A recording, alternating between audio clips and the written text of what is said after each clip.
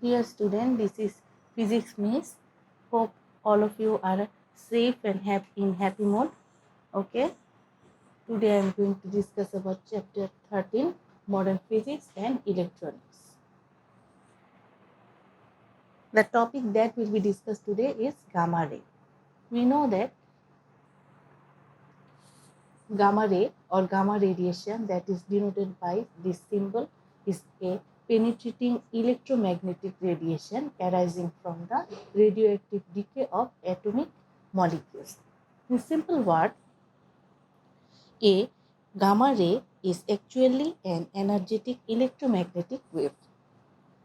Okay, it consists of the strongest wavelength electromagnetic waves.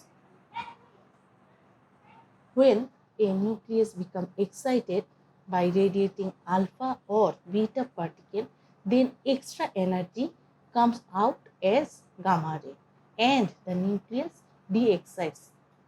That means first alpha, then beta particle radiation occur, and then extra energy comes out as gamma radiation. Gamma is a strong electromagnetic radiation. It has very short wavelength, and the wavelength is very short. That means its frequency is also very high.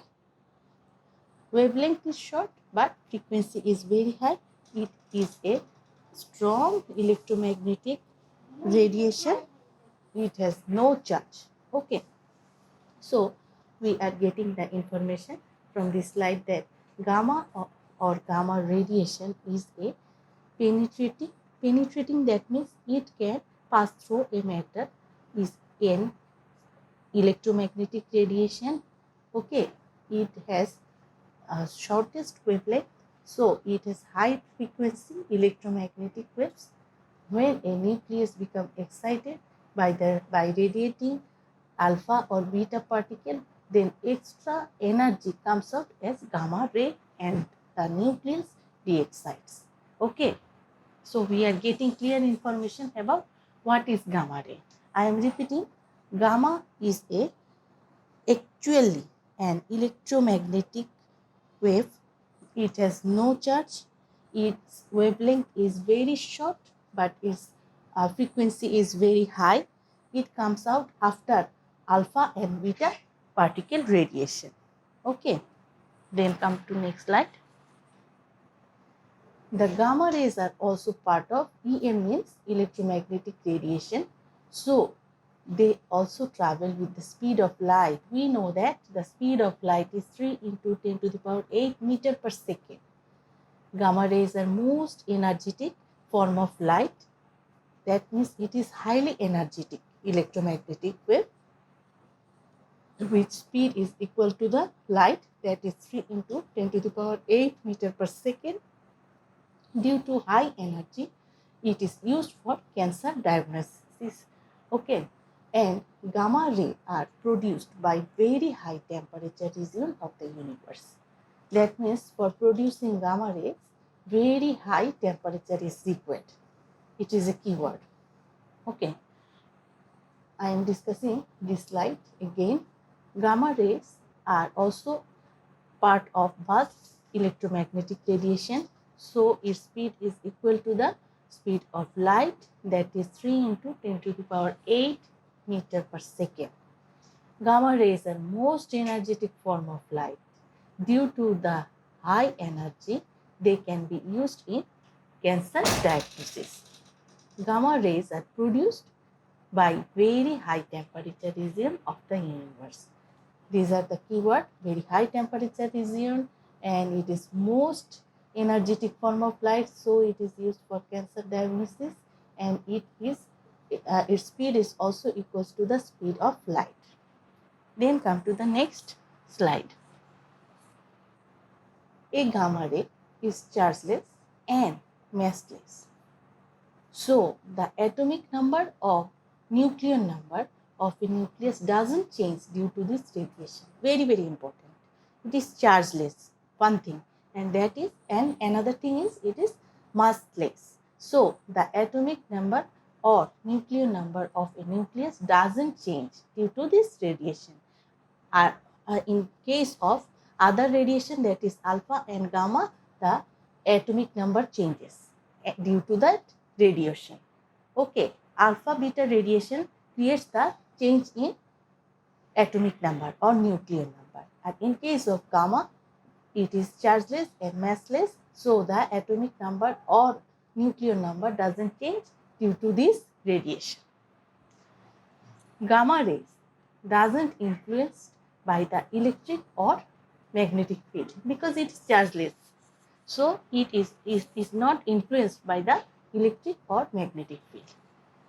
Then it cannot be ionized directly by atom or molecules. It cannot directly ionize atom or molecules. It is an important thing that it cannot directly ionize atoms or molecules, but the electron can ionize atom or molecules in different processes, and from that we can understand the presence of gamma ray. I am repeating, because it is chargeless, it cannot directly ionize atoms or molecules, but the electrons can ionize atoms or molecules in different processes, and from what we can understand the presence of gamma ray. Then we get the characteristics of gamma ray from this slide. It is chargeless, it is massless, so the atomic number or nuclear number doesn't change due to the radiation of gamma.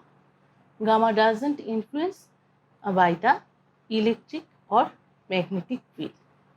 Again, it cannot directly ionize atoms or molecules, but by the electrons, electrons can ionize atoms or molecules in different processes, and from what we can get the presence, we can understand the presence of gamma ray. Okay. To stop gamma ray, a thick layer of lead of several centimeters is needed. So we are getting the information about gamma ray, that is, it has highly penetrating power. It has highly penetrating power. So to stop gamma ray, a thick layer of lead of several centimeters is needed. We are getting a simple definition that a gamma is a strong ray that has nothing, no charge, neither mass. Okay.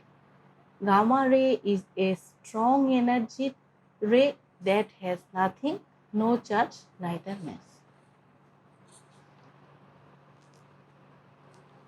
Gamma ray is a penetrating electromagnetic radiation arising from the radioactive decay of atomic nuclei.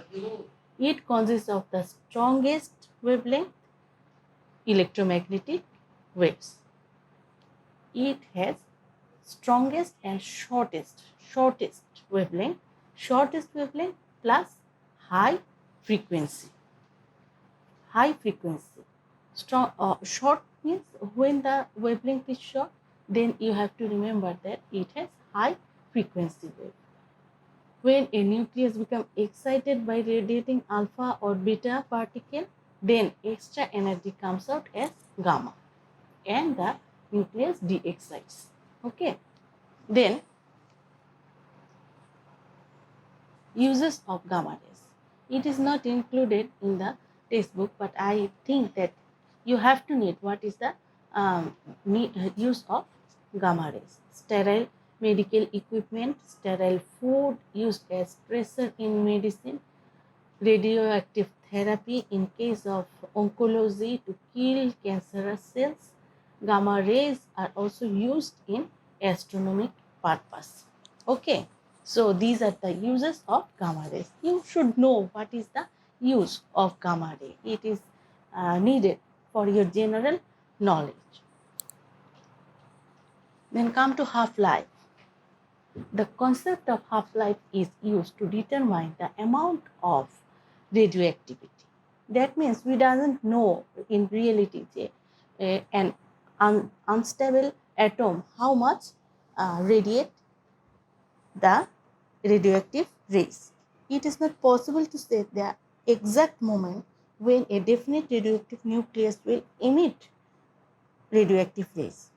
So, the concept of half-life is used to determine the amount of radioactivity. The time in which half of the nucleus disintegrates or radiates is known as half-life.